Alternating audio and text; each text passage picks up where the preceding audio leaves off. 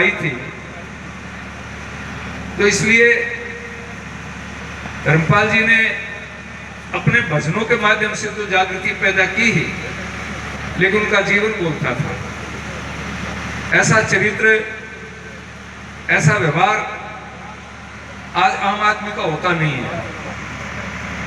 ना उनको कभी पद का इनकार रहा, ना ज्ञान का इनकार रहा। अत्यंत विनम्र थे, बहुत ही विनम्रता थी, और विद्वानों का इतना सम्मान वो किया करते थे, आप कल्पना नहीं कर सकते। मैं आप सभी बंधुओं से एक निवेदन करना चाहता हूं। आजकल बहुत सारे साधन आ गए, हमें तो बचपन की वो बातें याद है। मनोरंजन के नाम के ऊपर 3 बैंड का रेडियो होता था, 2 बैंड का रेडियो, उसका भी लाइसेंस हुआ करता था। रेडियो के सिवाय कोई साधन नहीं था। तो समाज में प्रेरणा देने वाले और समाज को अपने भजनों के माध्यम से ज्ञान देने वाले लोग यदि थे तो भजनोपदेशक थे। और वो भी महर्षि दयानंद की परंपरा में ढल करके, जिन लोगों ने गांव-गांव जा करके, ये आपके पास में लुहारू है, लुहारू में जब आर्य समाज की स्थापना की बात आई है, 1939 की बात कर रहा हूं आपको, 1939, स्वामी स्वतंत्रानंद जी जो मेरे दादा गुरु थे, वो उसका फाउंडेशन रखने के लिए आए। जो रेल से उतरे और उतर करके जहां आर्य समाज है उधर जा रहे थे, तो गढ़ के सामने से जा रहे थे, उन पर हमला हुआ और कुल्हाड़ियों के और विनाशियों को 19 चोटें आई। वो ज्यादा चोटें थी इसलिए वापस लौट गए, लेकिन जाते हुए क्या करके गए कि मैं वापस आऊंगा और खून की खेती करता हूं। धर्मपाल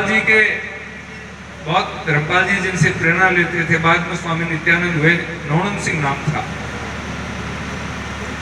अपने भिवानी जिले के ही थे।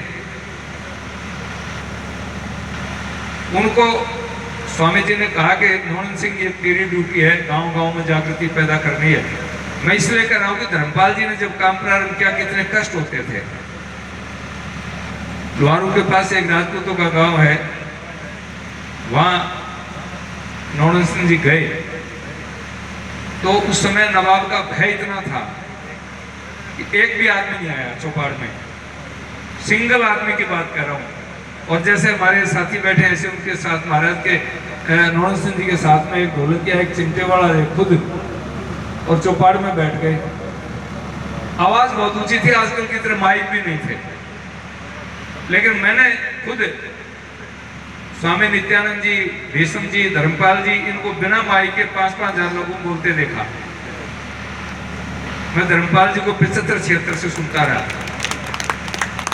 5-5 हजार, 10-10 हजार लोगों में बिना माइक के बोलते थे वो लोग, और गांव के इस सिरे से लेकर के उस सिरे तक उनकी आवाज सुनाई देती थी।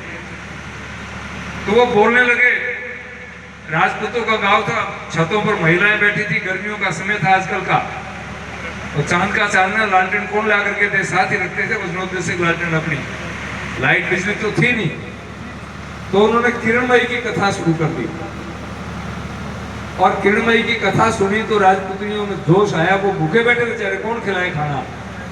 तो फिर 2-3 महिलाएं उतरी, वो खिचड़ी लेकर के आई और कहा, महाराज पहले तो आप खिचड़ी खाओ, फिर हम सुनेंगे। महिलाएं चौपाड़ में तो चढ़ नहीं सकती थी, कितना विश्वास था।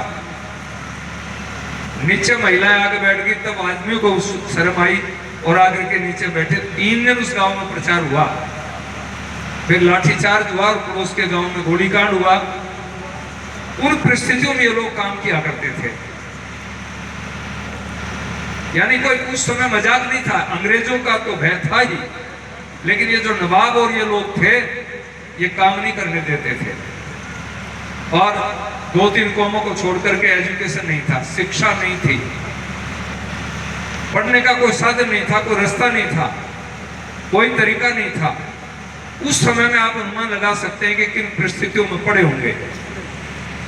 आज स्कूलों में एयर कंडीशन है, नहीं तो पंखे तो है ही, गवर्नमेंट स्कूलों में भी बैठने के लिए टेबल है, आने जाने के लिए बसें हैं, साधन है, सारा कुछ है, उन परिस्थितियों में इन लोगों ने काम किया। 1936